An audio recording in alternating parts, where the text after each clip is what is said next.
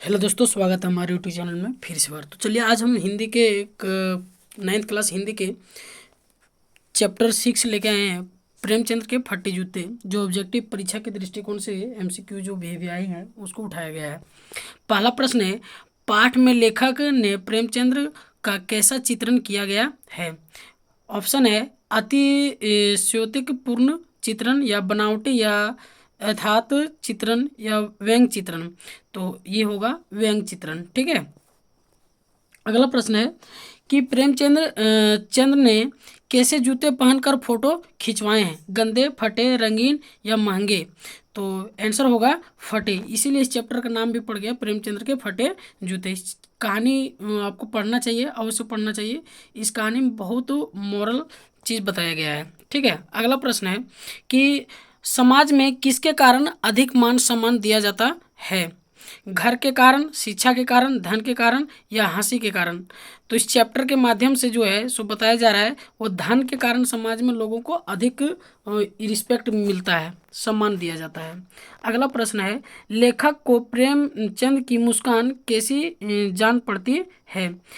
पहला ऑप्शन है प्रेम और वात्सल्य से भरी, या विचित्र और व्यंग्य से भरी, या अहंकार और दिखावे से भरी, गहरे विषाद और खिन्नता से भरी। तो आंसर होगा विचित्र एवं व्यंग से भरी। इस चैप्टर में एक और सीख है कि इंसान जो है सो अपने दिखावे के चलते और गरीब होता जाता है। ठीक है। अगला प्रश्न है, लेखक के अनुसार प्रेमचंद्र कैसा जीवन जीते हैं, सहज, सुखी, दिखावटी, इनमें से कोई नहीं। तो वह जो है सो सहज जीवन जीते हैं, जैसा वह है वैसा ही जीते हैं। अगला प्रश्न है, चित्र में प्रेमचंद्र किसके साथ फोटो खिंचा रहे हैं, पिता के साथ, बहन के साथ, पत्नी के साथ, लेखक के साथ। तो वह पत्नी के साथ फोटो खिंचवा रहे हैं। अगला प्रश्न है, इस रचना को लिखने की प्रेरणा लेखक को कहाँ से प्राप्त हुई।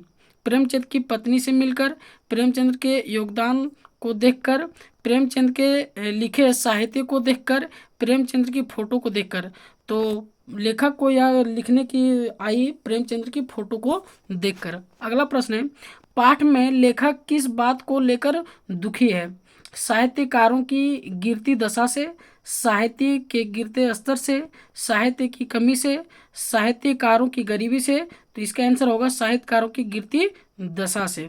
अगला प्रश्न है, लेखक एक पुरानी फोटो देख रहे थे, उनकी दृष्टि फोटो में कहाँ जाकर अटक गई थी।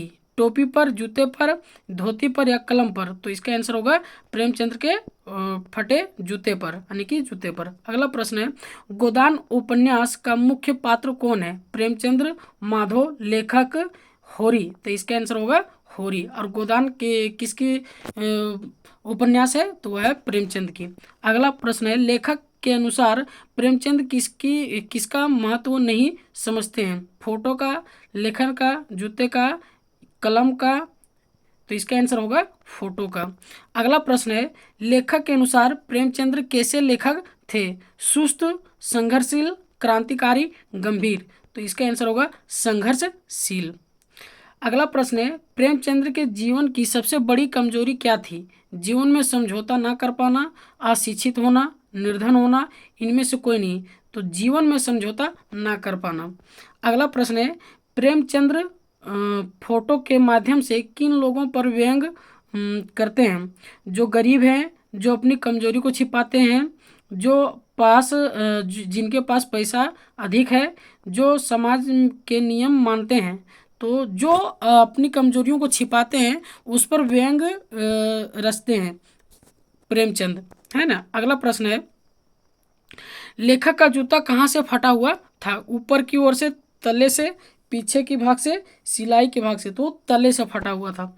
अगला प्रश्न है, प्रेमचंद के जमाने में जूते कितने रुपये में मिलते थे। 2 रुपये में, 5 रुपये में, 8 आने में, 3 रुपये में। तो इसका आंसर होगा 5 रुपये में। अरे भी 5 रुपये में हम लोग का समोसा भी नहीं होता ठीक से। प्रेमचंद्र की कहानी कफन का पात्र माधव की इंसानियत किस कारण मर चुकी है। भूख के कारण, अमीरी के कारण, दिखावे के कारण, या बीमारी के कारण। तो इसका आंसर होगा भूख के कारण। अगला प्रश्न है, प्रेमचंद्र जीवन भर किसे झेलते रहे? बीमारी, आर्थिक संकट, सामाजिक कृतियों को, इनमें से कोई नहीं। तो इसका आंसर होगा आर्थिक संकट को। प्रेमचंद जितना बड़ा लेखक हुए उतना वो धनवान नहीं हुआ और वो अपना संघर्षशील जीवन जीते रहे, तब पर भी वह अपना कलम को नहीं त्यागे, अपना कलम का लिखावट वह जारी रखे। अगला प्रश्न है, प्रेमचंद ने कैसा जीवन कभी नहीं जिया? दिखावटी, शोषित, प्रतिष्ठित, संघर्षशील। तो प्रेमचंद ने अपने दिखावा के प्रति कभी जीवन नहीं जिया, कभी दिखावा नहीं किया। और लास्ट प्रश्न है, लेखक ने इस पाठ में भक्ति काल के किस कवि का वर्णन किया है? सूरदास, कुमदास, रेदास, कबीरदास, या तो आंसर हो जाएगा कुम्हन दास। ठीक है, यह वीडियो आपको कैसा लगा कमेंट सेक्शन में लिखना नहीं भूलिएगा।